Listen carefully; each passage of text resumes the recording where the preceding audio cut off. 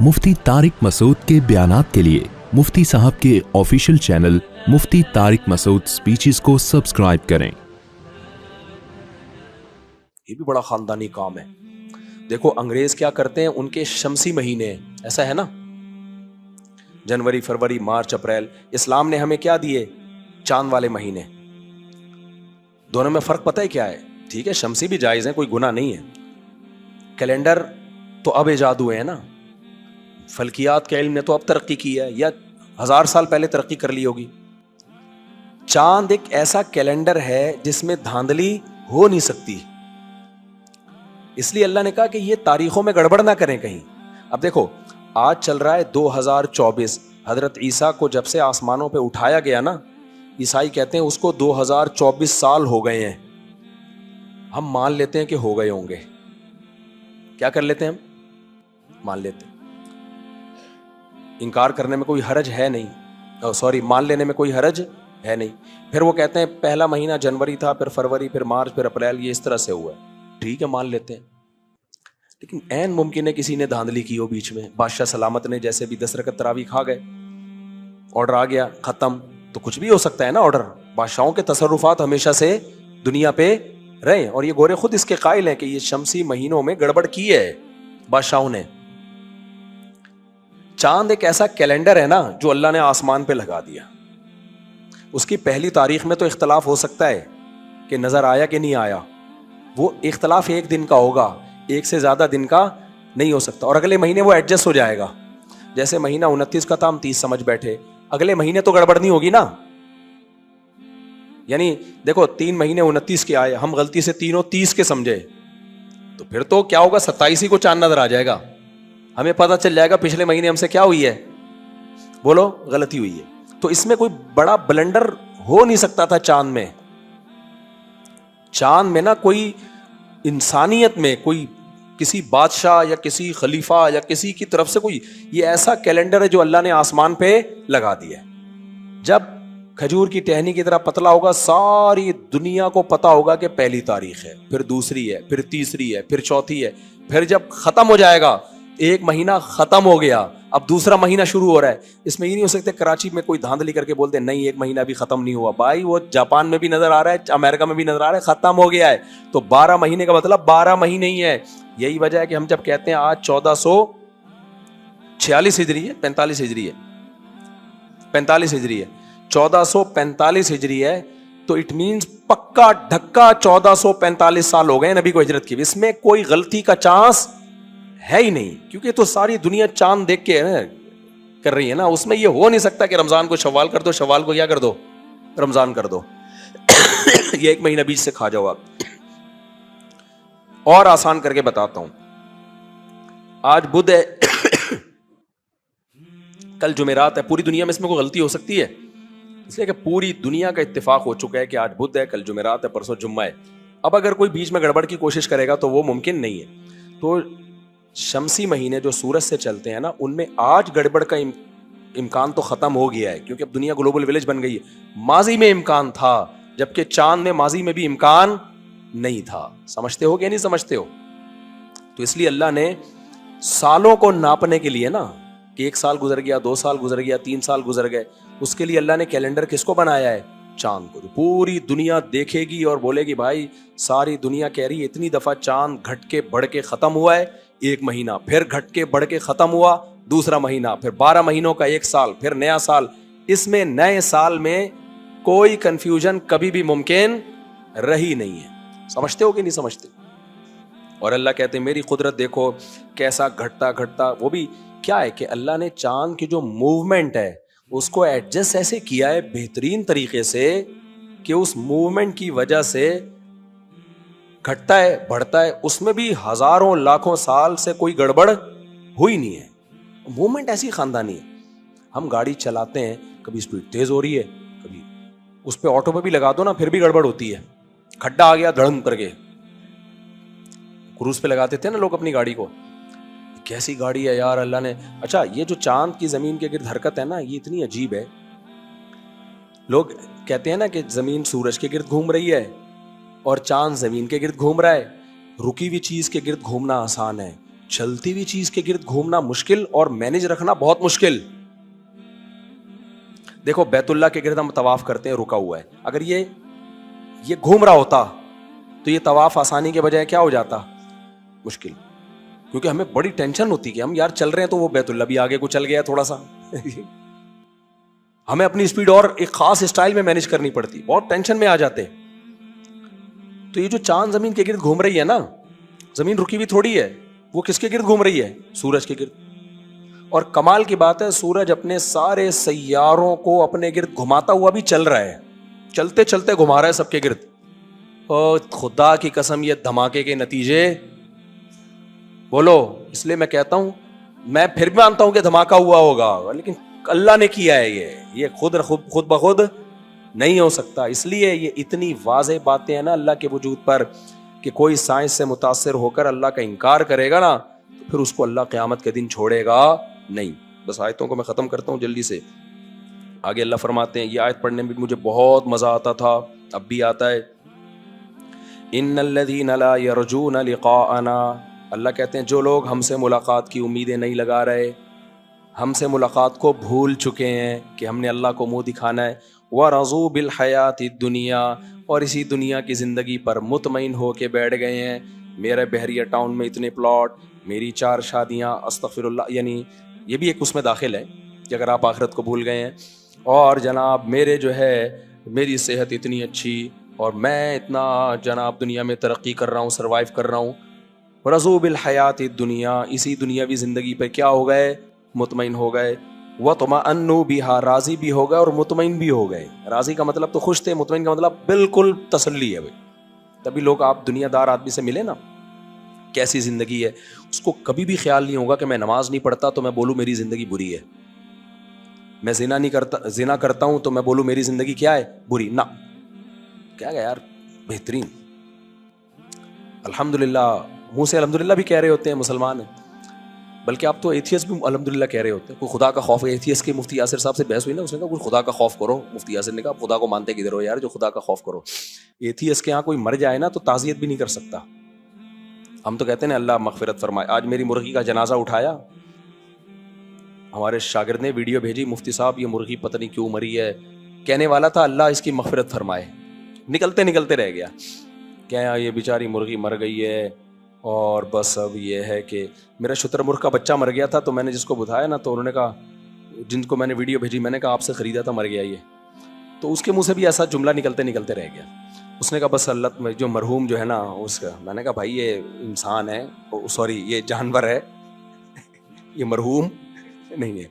خیر, شتر مرغ بھی بڑی فلم ہے. میں نے شتر مرغ ذبح کیا تھا, اتنے بڑے بڑے کپ نکلے اس کے اندر سے, کچن کی چیزیں کھا جاتا ہے یہ. کپ وپ چائے میں چائے پی کے رکھتی نا, کپ کھا گیا. بہت عجیب فلم ہے بھائی یہ. خیر, تو کیا کہہ رہا تھا یار, کدھر چلے گئے ہم ہیں. ہاں وطمأنوا بها, ہاں میں کہہ رہا تھا کہ آج آپ دیکھ لیں جو مذہب کو نہیں مانتے لوگ, وہ کیسے الحمدللہ اللہ کا بڑا فضل ہے جی, صحت بھی ٹھیک ہے, کھا بھی رہے ہیں, پی بھی رہے ہیں, حالانکہ وہ زنا کر رہا ہوگا, وہ فرض نماز چھوڑ رہا ہوگا. یہ 2 جرم تو بہت تیزی سے آ رہے ہیں. نماز گئی, اسلام میں سب سے بڑا جرم فرض نماز چھوڑنا ہے. خوب سمجھ لو, نمازیں ہر نماز اپنے ٹائم پہ پڑھنا فرض ہے. یہ نہیں کہ شاپنگ کے لیے جا رہے ہو تو ظہر کے ساتھ اثر ملا دی, ایسی کوئی حدیث نہیں ہے. آج کل یہ بھی ایک نیا فتنہ آیا سوسائٹی میں. ہر نماز آپ کو اپنے ٹائم پہ پڑھنی پڑے گی. اگر اللہ نے کوئی گنجائش دی ہوتی نا تو میدان جہاد میں اللہ اجازت دے دیتا, وہاں بھی نہیں دی ہے. تو اسکالرز تو آج کل بہت آ رہے ہیں, حدیثیں پیش کر رہے ہیں. تو جیسے میں نے خلا پہ بتایا نا, انشاءاللہ میں حدیثیں بتاؤں گا کہ کیا حدیث ہے اور اس کو پیش کس طرح سے کیا جا رہا ہے. خیر, تو سب سے بڑا حکم اسلام میں نماز. بے نمازی کبھی بھی نہیں کہتا کہ میں ناکام ہوں. بے نمازی کیا کہتا ہے, میں کامیاب ہوں. ہم جب حضرت مفتی رشید احمد صاحب کی صحبت میں تھے نا, تو بزرگوں کی صحبت سے بڑا دل بنتا ہے انسان کا. ہم تو نالائق مریدوں میں شمار ہوتا تھا, لیکن ایک چیز پیدا ہوئی تھی, ہمیں جب بھی کوئی نعمت ملتی نا تو پتہ ہے کیا احساس ہوتا. نعمت ملنے پہ اتنی خوشی نہیں ہو رہی ہوتی تھی, یہ ڈر ہوتا تھا کہیں ناشکری نہ ہو جائے ہم سے, کہیں ناشکری. کیونکہ نعمتیں تو فرعون کو بھی ملی ہیں بھائی, قارون کو بھی ملی ہیں. یہی نعمت اگر شکر کے بغیر ملے تو یہ نعمت نہیں ہے, یہ اللہ کا عذاب ہے. مجھے یاد ایک دفعہ میں ایسے ہی, ہم کہیں سفر پہ نکلے ہوئے تھے تو بہت زیادہ پیاس لگ رہی تھی, وہ پانی وانی ہمارا ختم ہو گیا تھا, تو ایک یہ پہاڑی علاقے کی طرف نا, KPK کی طرف, تو ہمیں پانی کا چشمہ نظر آیا, بڑا ٹھنڈا میٹھا پانی تھا. مجھے بڑی شدید پیاس لگی ہوئی تھی اور ساتھیوں کو بھی. ہم گئے, ہم نے پانی پیا, تو مجھے یاد, کیونکہ بزرگوں کی صحبت کا نا انسان پہ اثر پڑتا ہے. ہم تو ہیں تو نالائق اب بھی ہیں, پہلے بھی تھے, لیکن مجھے وہ واقعہ یاد آتا ہے. میں جب پی رہا تھا میں کہہ رہا تھا اے اللہ یہ پانی اتنی بڑی نعمت نہیں ہے, اصل نعمت ہے کہ تو شکر کی توفیق دے دے ہم کو. پانی بھی بڑی نعمت ہے بھائی, پانی تو کافر کو بھی ملتا ہے, اللہ کے دشمنوں کو بھی ملتا ہے, یہ بھی نعمت ہے. لیکن اصل نعمت یہ کہ پینے کے بعد اللہ کی طرف دھیان جائے. یہ اگر نہیں جا رہا نا تو بھائی پانی پھر کوئی نعمت نہیں ہے. یہ تو کافروں کو ملی ہے, دشمنوں کو ملی ہے اللہ کے. ان کو تو منرل واٹر ملتا ہے اللہ کے دشمنوں کو, ہم جراثیم والا پیتے ہیں. گلا کیوں خراب چل رہا ہے مارکیٹ میں. خیر, تو اللہ کہتے ہیں ان الذین لا یرجون لقاءنا, جو لوگ ہم سے, کیونکہ یہ سارے فسادات انہی لوگوں کے ہیں جو اللہ سے ملاقات کی امیدیں, جنہوں نے اللہ سے ملاقات کی امیدیں لگانا چھوڑ دی. ان کا خیال ہے کہ کوئی اللہ نہیں ہے, کوئی ہم نے اللہ کو جواب نہیں دینا ہے, مریں گے تو ختم ہو جائیں گے. سارے سائیڈ ایفیکٹ اسی کے شروع ہوتے ہیں. اور جس کو اللہ سے ملاقات کی امید ہے وہ کبھی بھی دنیاوی زندگی پہ مطمئن نہیں ہوتا. اس کو دولت کی انبار لگا دو. تبھی یہ جو لوگ علماء کو دیکھتے ہیں نا پیسے میں, سمجھتے ہیں یہ علماء اترا رہے ہیں. علماء کی نظر میں اس دولت کی 2 ٹکے کی ویلیو آخرت کے مقابلے میں نہیں ہوتی ہے. نہ وہ اتنا خوش ہو رہے ہیں اس دولت پہ. یہ تو کم ظرف لوگ سمجھتے ہیں, کیونکہ وہ کم ظرف آدمی سمجھتے ہیں میرے پاس پیسہ آ جائے تو بہت خوش. خدا کی قسم علماء نہیں سمجھتے کہ بہت خوش قسمت ہے پیسہ آ گیا تو. یہ نہیں سمجھ, جو واقعی صحیح عالم ہوگا وہ نہیں سمجھتا. وہ اس کو ایک نعمت کے طور پہ لیتے ہیں, اس سے زیادہ کو بہت بڑی عظیم نہیں, نہ اس نعمت کے طور پہ نہیں لیتے. تو لیکن کم ظرف لوگ دیکھ رہے ہوتے ہیں ابے ان کو کیا مل گیا. جیسے کھلونا پکڑا دو جھنجھنا کسی بچے کو, دوسرا بچہ کہے گا او بھائی یہ تو کامیاب ہو گیا, بڑے ہنس رہے ہوں گے ابے کیا جھنجھنا دے دیا. تو یہ ریوو گاڑی اور یہ دولت مولت یہ جھنجھنے ہیں بھائی, یہ کوئی کچھ بھی نہیں ہے. میرے سسر اللہ مغفرت فرمائے دوسرے والے, تو کیونکہ ایسا نہ وہ پہلے والے بولے ابے میں زندہ ہوں تو نے مجھے مار دیا, کیونکہ مجھے ہائی لائٹ کرنا پڑتا ہے کون سے کی بات کر رہا ہوں. ان کے جب انتقال کا وقت تھا نا, بہت بیمار تھے وہ.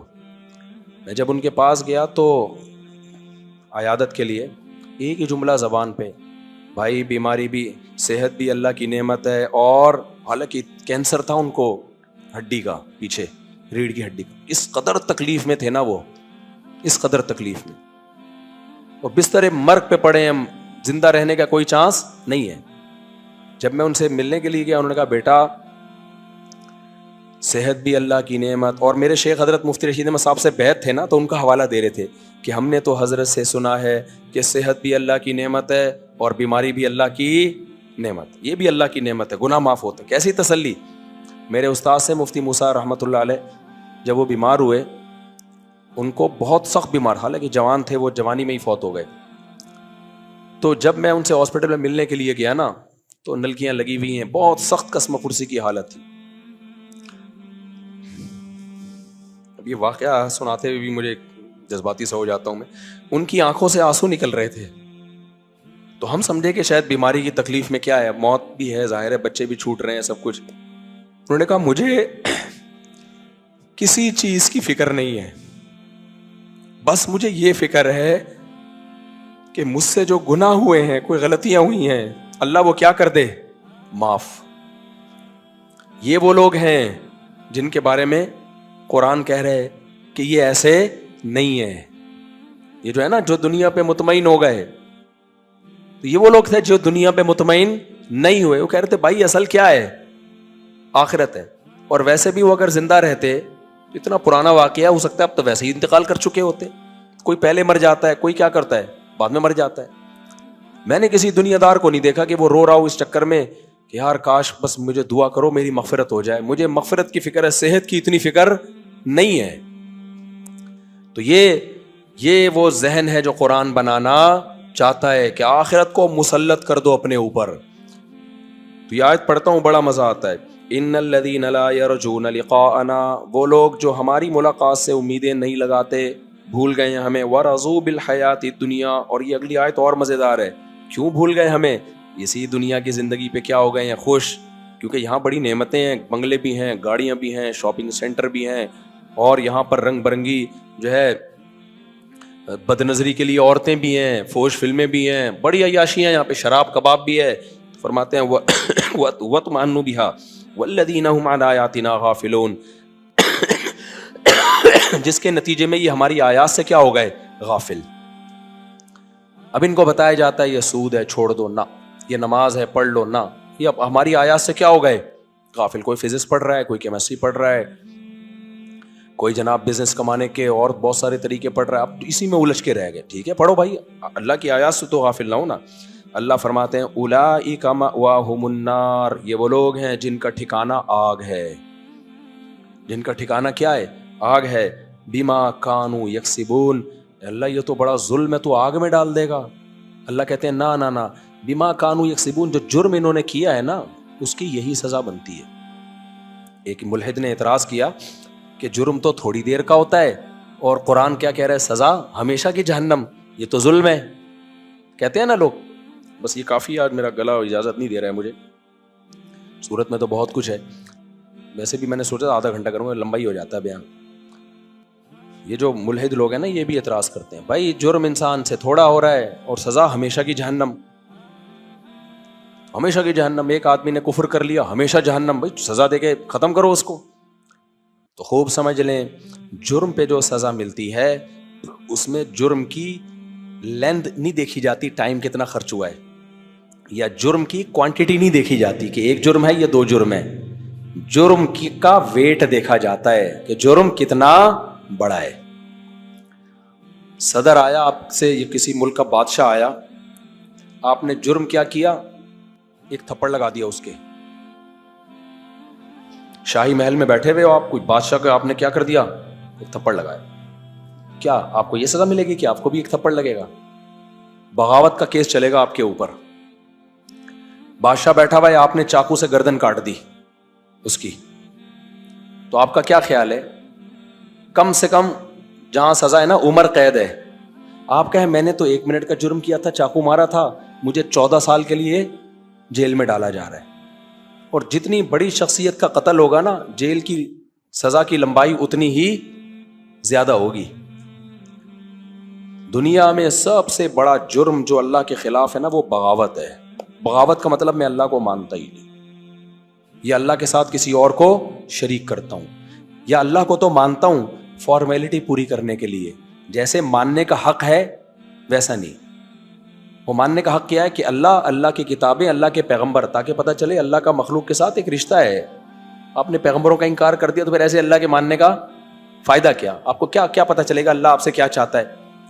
تو اسلام نے 2 قسم کی خرابیاں بتائی ہیں. ایک نظریات کی خرابی, اتنی خرابی کہ اللہ کے باقی ہو جاؤ, اس کی بخشش نہیں ہے, اس کی ہمیشہ جہنم ہے.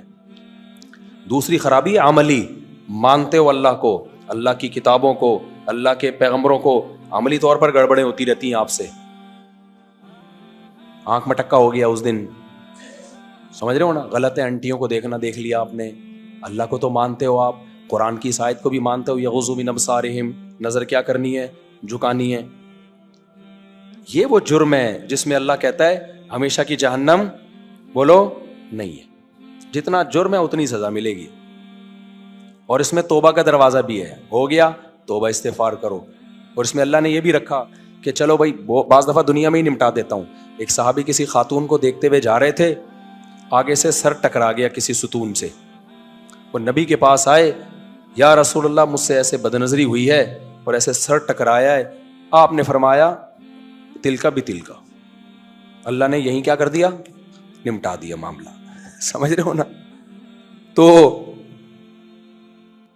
اسی طرح اور بھی بڑا کوئی جتنا بھی جرم ہو جائے نا, عملی طور پر مانتے ہو اللہ کو, اللہ کی کتاب کو, باغی نہیں ہو, عملی طور پر کوتاہی ہو گئی, اس کوتاہی پہ اڑتے نہیں ہو. ہاں ہے نا, جو اڑتا ہے نا اپنے گناہ پہ وہ بھی باغیوں میں ہی شمار ہوتا ہے. ہاں نا, کیا ہے نا, نہیں پڑھتا نماز تو نہیں پڑھتا نا, جاؤ فخر, یعنی اس کو فخر سے بتا رہے ہو, وہ بھی کافر ہے. سمجھ رہے ہو. تبھی تو میں کہتا ہوں جو لوگ یوٹیوب پہ اپنی گرل فرینڈ کو شو کر رہے ہیں نا, تمہیں بھنگی تمہیں شوق ہے اگر گدے گھوڑے جیسی زندگی گزارنے کا تو گناہ کو گناہ سمجھ کے تو کرو یار. دنیا میں جب تم اس کو لا رہے ہو, گھما رہے ہو, سب کو بتا رہے ہو, راتوں میں ہوٹل میں راتیں گزار رہے ہو, تم یہ شو کر رہے ہو کہ ہم باغی ہیں خدا کے, ہمیں اس جرم پہ کوئی ندامت بولو نہیں. ایک ہے جو منہ پہ کپڑا ڈال کے طوائف خانے جاتا ہے, وہ بھی مجرم ہے.